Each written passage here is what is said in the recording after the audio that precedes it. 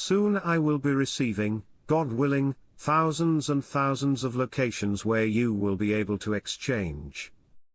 Not the ones where you call the US Treasury, where they tell you all the banks in America where you can exchange. Not that one. The one where the CBI is releasing thousands of banks all across the world. Those banks are going to collect the 3-0 notes. Michigan and California are the #1 states. Up until, through the end of September, was the government's busiest time period for having and holding sessions of Parliament, getting record steps done, all in preparation for them to revalue. Since September they only got a few odds and ends done. Why so little? Because they have a rate change date and they are working around that date, awaiting the revaluation. In this month of January you're witnessing them on a small level starting to implement their banking reforms via what they're doing through the currency auctions. That's another critical preparation step for them to revalue the currency. Al-Sudani in Tehran, a new alliance to confront terrorism, and the challenges of the post-fall of Syria. Iraq as a mediator in the region is going to go a long way to keeping stability. There have been meetings with the new USA administration by phone at the highest level, and an unannounced delegation from the same prior to his Sudani's visit. He is home now. I imagine things went well for all included. Like it or not, Iran is a very large trading partner.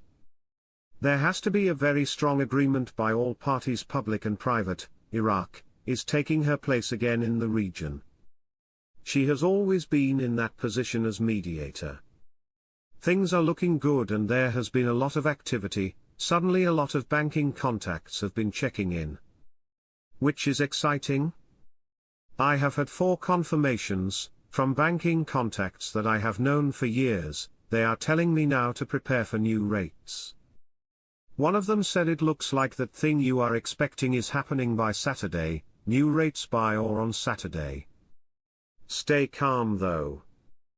Their banks are now handling all the currency exchanges from the region and around the world.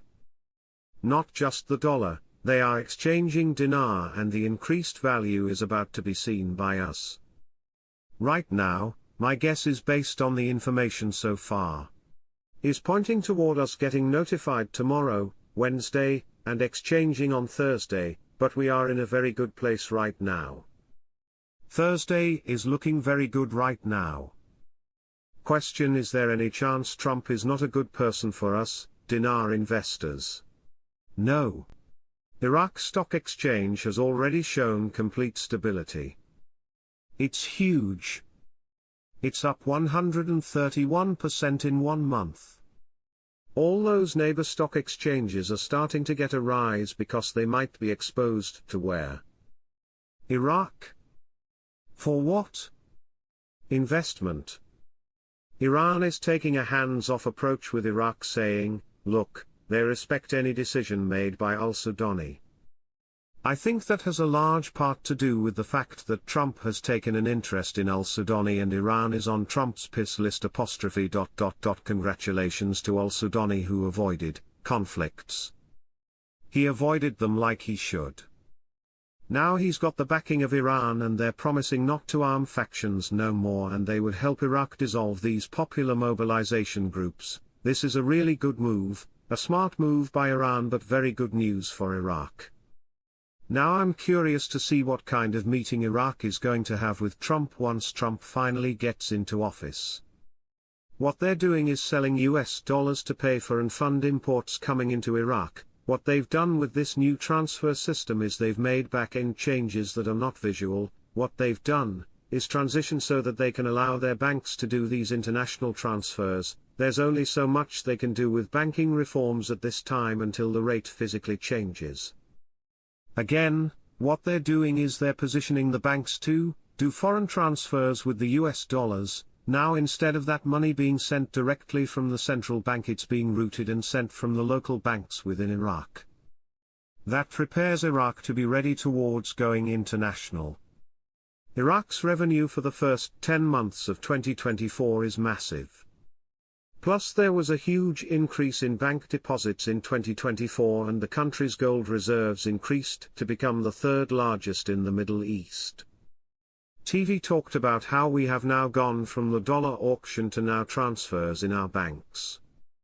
No more auctions.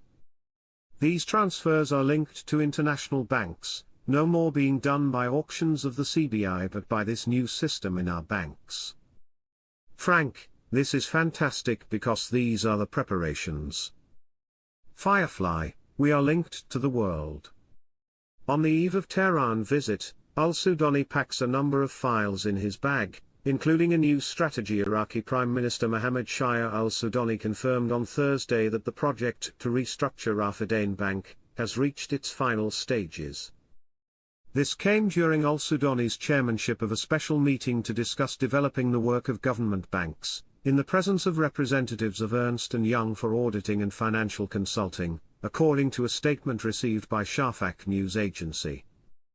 Al-Sudani explained that the completion rate of the project to restructure Rafidain Bank has reached its final stages, stressing that it will enter into force within the next few days, within the framework of a plan that has been studied and implemented according to the established standards and specifications.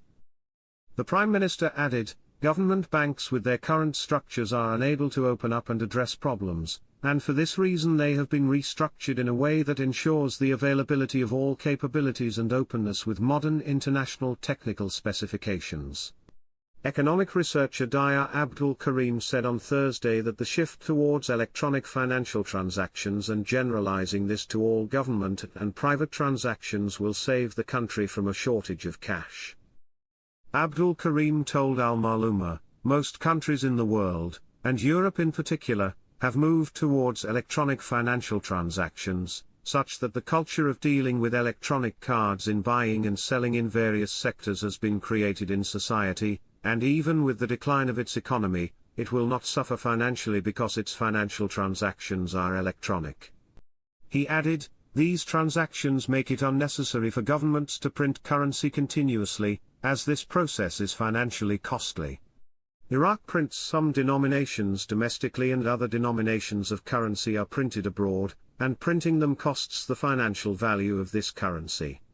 He explained that the move towards electronic transactions requires intensive education in order to withdraw the cash mass from the street and to transform transactions, especially large amounts, through electronic cards. Consequently, the citizen will not be forced to withdraw large amounts from banks in order to buy a property, a car, etc., but will use his card to transfer money to the other party, which ensures the safety of financial transactions and prevents the cash mass from being wasted and taken out of the banking framework.